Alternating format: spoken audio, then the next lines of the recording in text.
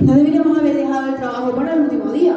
Fíjate que a quién se le ocurre. No tenemos ni idea de cómo lo vamos a afrontar. Mira, Raquel, ni han mandado un trabajo de papel de la mujer en la historia. Pues a mí me parece interesante.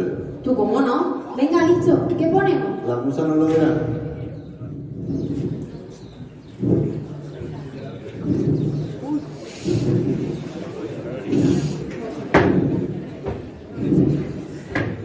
Siempre se ha pensado que en el paleolítico y en el neolítico los hombres y las mujeres no hacíamos las mismas actividades. Pero eso no es así. Si los hombres cazaban, nosotros cazábamos. Si los hombres pescaban, nosotros pescábamos. Si los hombres recolectaban, nosotros recolectábamos. Compartíamos todas las mismas actividades y hacíamos los mismos esfuerzos. Bueno, hay uno que no, porque nosotras paríamos. Mujer tenías que ser, tú mujer tenías que ser tú. Pues yo entonces no lo entiendo. Entonces, cuando el hombre y la mujer estaban menos desarrollados, ¿es cuando más igualdad había? Me estoy perdiendo. ¿Y las primeras civilizaciones qué? Bueno, en Mesopotamia parece ser que participaban en reuniones importantes, que llegaron a ocupar cargos relativamente importantes, como médicos o escribas. En el Antiguo Egipto, la mujer egipcia disfrutó de un alto grado de independencia. En ningún momento fue rival o adversario del varón. Además, la mujer egipcia siempre tuvo las mismas posibilidades de llegar a las más altas cimas del poder. Entonces, Cleopatra.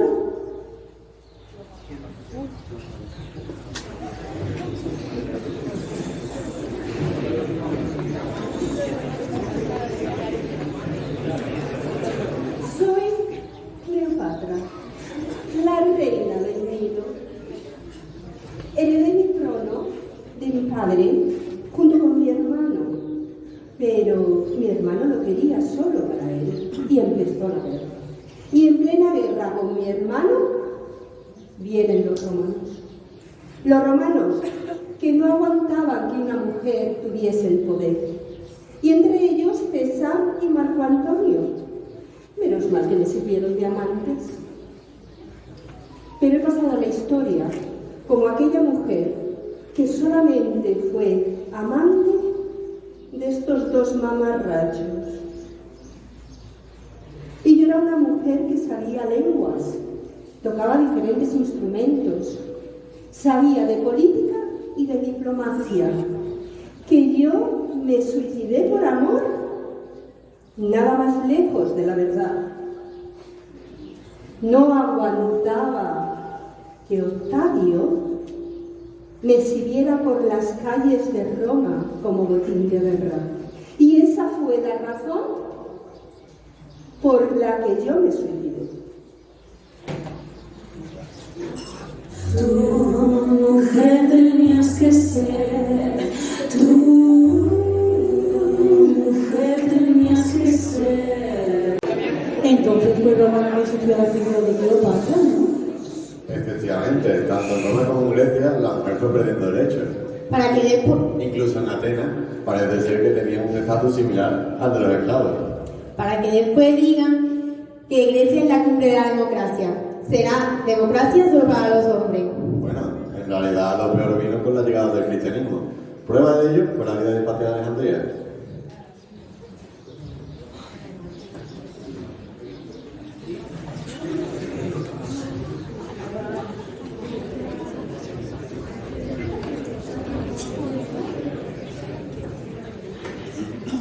Yo pagué las consecuencias de la tolerancia religiosa. Cirilo, obispo de Alejandría, no pudo soportar mi prestigio social. Pero tuve la suerte de tener un padre que me educó en la astronomía, en las matemáticas, en la cultura clásica. Pero mi verdadera pasión eran las matemáticas, sobre todo el álgebra, como ustedes. ¿A quién no le gustan las matemáticas, por Dios? Pues a Cirilo no debería de gustarle tanto, porque a mí me acusó de brujería. Ni que yo fuese la loba de Shakira. Una loba toda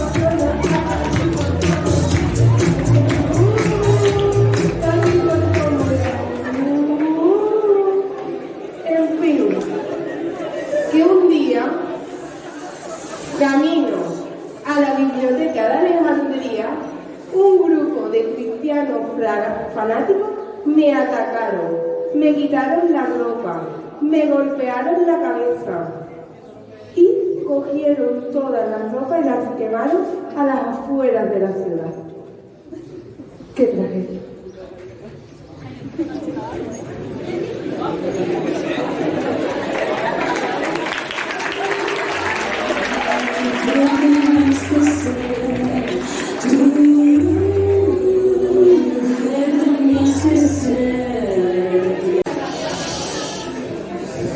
¡Qué brutalidad!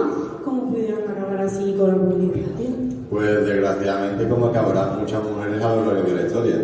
Después de Hipatia llegó la Edad Media. Con esta solo podían estudiar las nobles y las religiosas. Pero aún así destacaron muchas mujeres. ¿Como quién? Por ejemplo, Cristina Pizarro.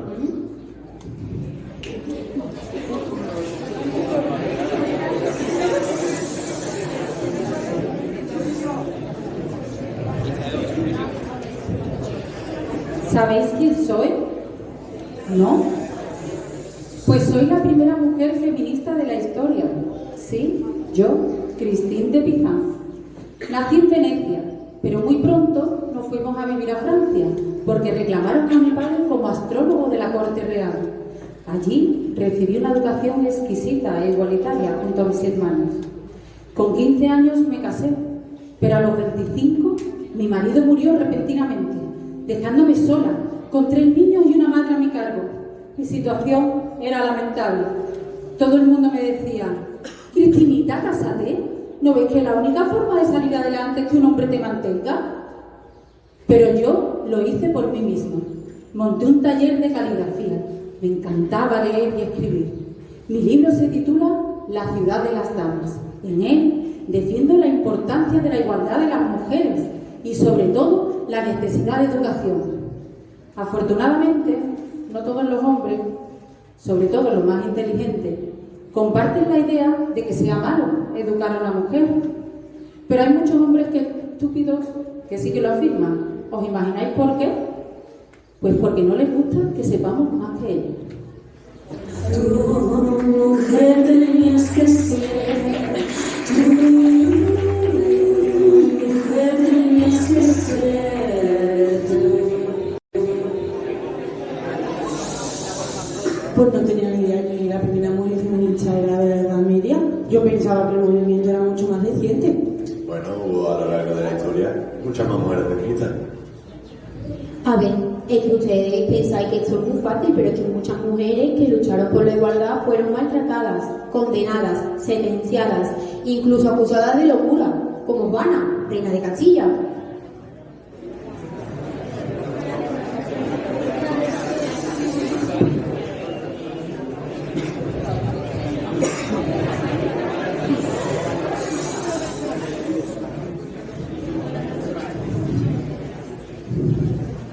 Yo soy Juana I de Castilla, esa a la que vosotros llamáis la loca. Loca. Locos estaríais vosotros si tuvierais que estudiar mi verdadera historia.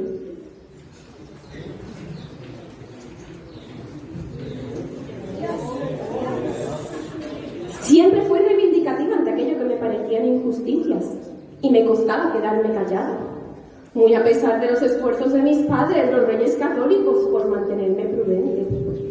Mi madre siempre me decía: niña, calladita estás más guapa. Y mi padre, Fernando el Católico, me repetía una y otra vez aquello otro de los niños: ver, oír y callar. Pero yo no callaba. Cuando era una jovencita me casaron con Felipe, duque de Borgoña. El hermoso, le decía. Y bien hermoso que era, las cosas como son. Tanto lo sabía yo, como todas sus amantes. Él esperaba heredar la corona imperial de su padre, más tras el triste fallecimiento de mi madre. Sorpresa, la que heredó, en este caso la corona de Castilla, fui yo, Juana, convertida en reina nominal, y mi marido, relegado a menos rey consorte. Pero entonces, a comienzos del siglo XVI en Castilla, ¿las mujeres podían heredar como reinas titulares? Pues ¿no eran los hombres los que sustentaban el trono y gobernaban? Pues no. Es verdad que el varón tenía prioridad en la línea sucesoria, pero en caso de ser mujer podía heredar, como ya le pasó a su madre, Isabel la Católica. Aunque esto no pasaba en todos los reinos y coronas, por ejemplo, en Aragón. Yo, dueña de la corona, anhelada por mi padre, ansiada por mi marido, me vi envuelta en un enfrentamiento directo entre ambos, Fernando, Felipe, Fernando, a los que se unieron los intereses de otros muchos hombres de Castilla. Y en el centro de todas aquellas ambiciones, solo sobraba una persona, Juana. La partida estaba servida. Jaque mate la reina. Y me acorralaron, encerraron y abandonaron en Tordesillas durante casi 50 años por el resto de mi vida, sin más compañía que la de una de mis hijas, allá donde ni siquiera llegaba la cobertura. ¿La encerraron? ¿Sin WhatsApp, ni Twitter, ni Instagram? Nada, solo una triste ventana. Y no de Google, precisamente. Y aquí vais a hablarme vosotros de confinamiento. Pues bueno, eso no es todo. A los intereses de los hombres que la rodeaban, se unieron los de su propio hijo, Carlos, que se personó en Tordesillas a pedirle la corona que todavía ella sustentaba, aunque de manera nominal. Mi marido, mi padre, mi hijo, Carlos. Si todavía recuerdo como ayer el día que lo parí en aquel baño. Mujer tenías que ser, tenías que ser. Pues hay que ver qué historia tan triste. Encerrada prácticamente toda su vida. Mima fue la única. Algo parecido le pasó a su propia hermana, Catalina de Aragón, a la que también recluyó su marido, Enrique VIII de Inglaterra.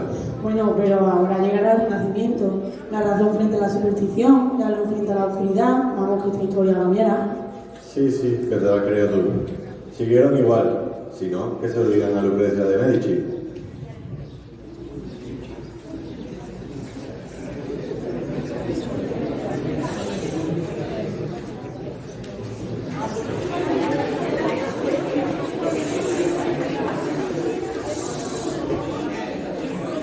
Mi nombre es Lucrecia Tornabono.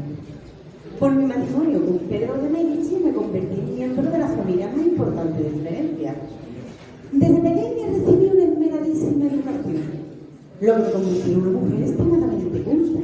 Escribía poemas y me rodeé de los artistas más importantes de la época. Gracias a mi correspondencia se conoce mucho de la vida de la mujer en Florencia, que por cierto tenía más cuotas de libertad que otras mujeres de la época. Como decía, mi marido, Pedro de Medici, enfermó muy pronto y me dejó a mi cargo no todos los negocios de la familia. Yo compraba, yo vendía, yo invertía, vamos, que la banca Medici la dirigía yo. Gracias a esto, mi hijo Lorenzo el Magnífico pudo dedicarse a la diplomacia y a la guerra, que es lo que a él realmente le gustaba.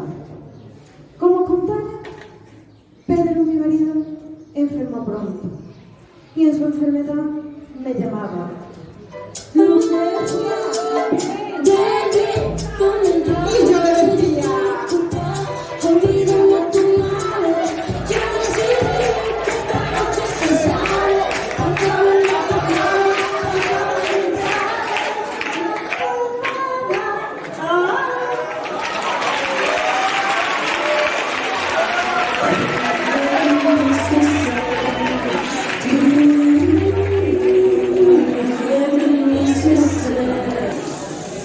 Para que vean, tanta fama de los Medici y que hablaba todo de la Lucrecia. Pero no hay ninguna mujer que tuviera, no sé, reconocimiento, éxito, felicidad. Sí, Luisa Roldán. la Roldana. ¡Qué barbaridad!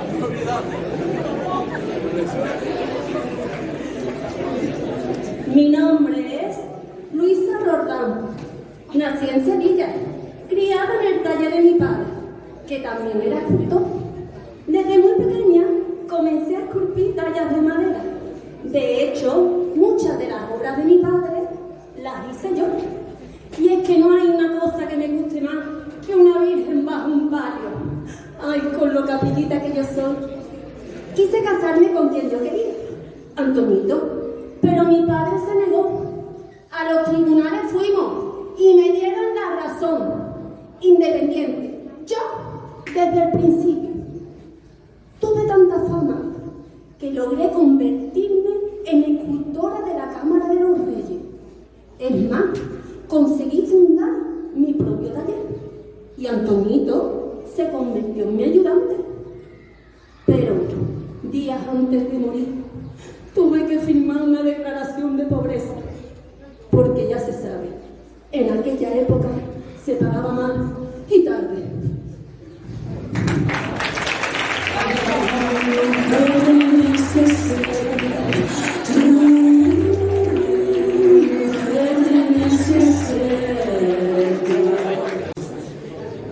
Pues qué interesante. ¿Sabéis que se dice que Luisa Roldán es quien en realidad esculpió la Macarena? ¿Os imagináis a los armados de la Macarena acompañando a una virgen hecha por una mujer? Bueno, pero no me diréis que con la Revolución Francesa no hubo un cambio radical para la mujer, ¿no? A ver, seguro, porque la revolución se hizo con el lema igualdad, legalidad y fraternidad. Igualdad, que nos lo diga Olimpia de Buch.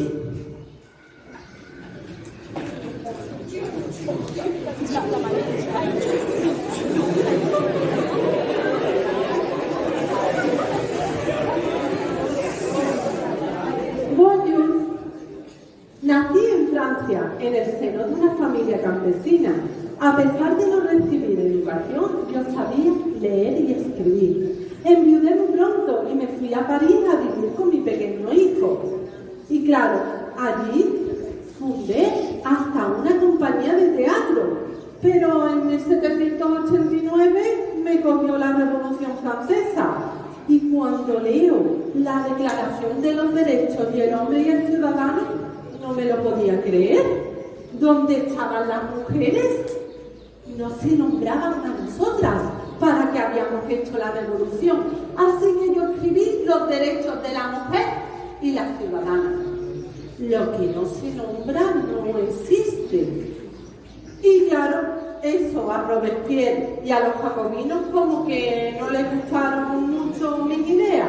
Así que me dijeron que le corten la cabeza. Y así me quedé con la cabeza cortada y olvidada.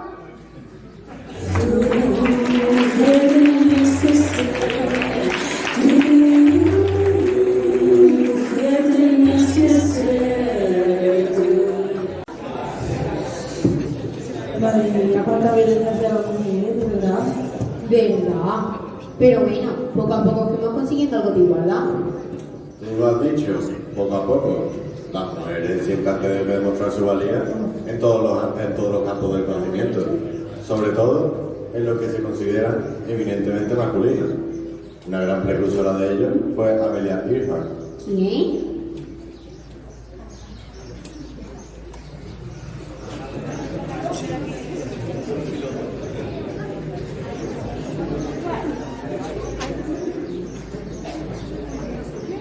Nací en los Estados Unidos de América. Okay, very good. Estudié en la Universidad de Columbia. Siempre me había gustado los aviones y quería aprender a volar en contra de los deseos de mi familia. Siempre me había gustado mucho la aventura y no le tenía miedo a nada. Así me convertí en la primera mujer en cruzar el Atlántico. Además, lo hice Más tarde, me propuse dar una vuelta alrededor del mundo por la línea del Pacífico, a la altura del Ecuador. Cuando llevaba las 2/3 partes de mi recorrido, mi avión desapareció y nunca más se supo de mí. Pero yo soy muy feliz y contenta porque había cumplido todos mis sueños.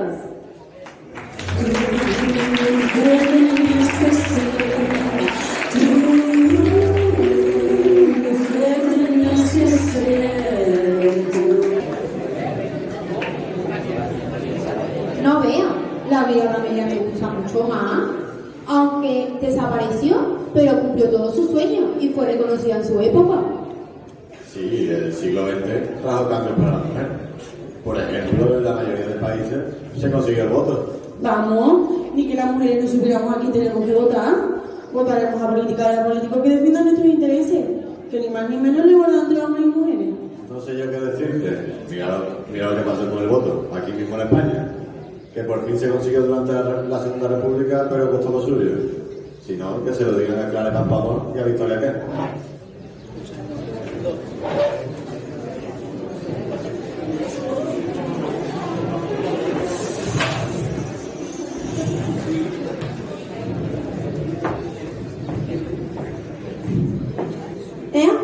Pues aquí estamos las dos, Victoria y Clara, o como lo llamábamos, la Yema y la Clara. Las dos abogadas, las dos diputadas. Sí, hija, sí, tú la primera, durante la República. Ay, la República, que por cierto se proclamó tal día como hoy.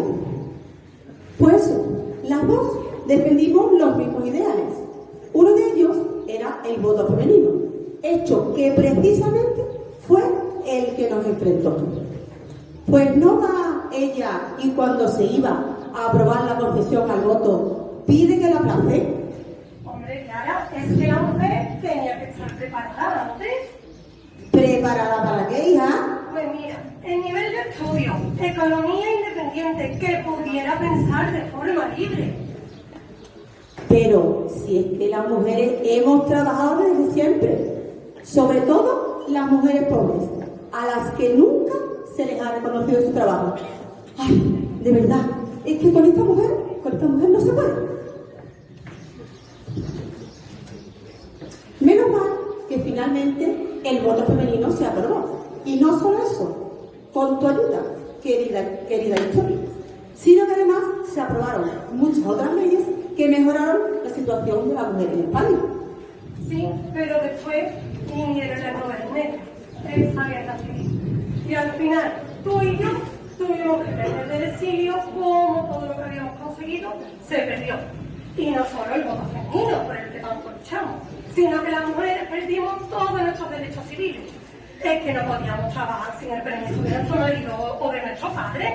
Es que no podíamos tener ni dinero en nuestra cuenta del banco. ¡Qué pena, Clara! ¡Qué pena, Victoria!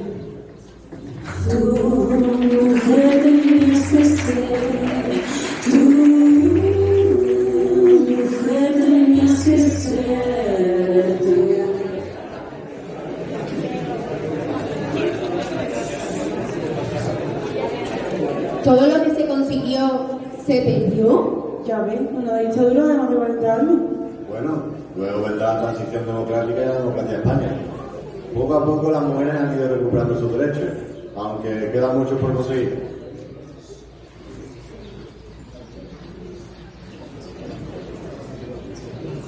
Sin embargo, la igualdad poco a poco se está consiguiendo, y se ha conseguido gracias a la lucha de todas ellas, quienes supieron rebelarse ante situaciones injustas, gracias a nuestras abuelas, a nuestras madres, a nuestras hermanas, y a todas las mujeres que día a día luchan en su entorno para conseguir la igualdad, gracias también a nuestros padres, profesores, y a todos los hombres que recorren este camino junto a nosotros, pero sobre todo, gracias a vosotros y a vosotras, porque sois el futuro. Queda mucho camino por recorrer aún, hasta que ninguna mujer en la Tierra sufra ningún tipo de violencia física o psíquica por el simple hecho de ser mujer, hasta que todas tengan las mismas oportunidades laborales, académicas y sociales. Pero esa meta está cada vez mucho más cerca.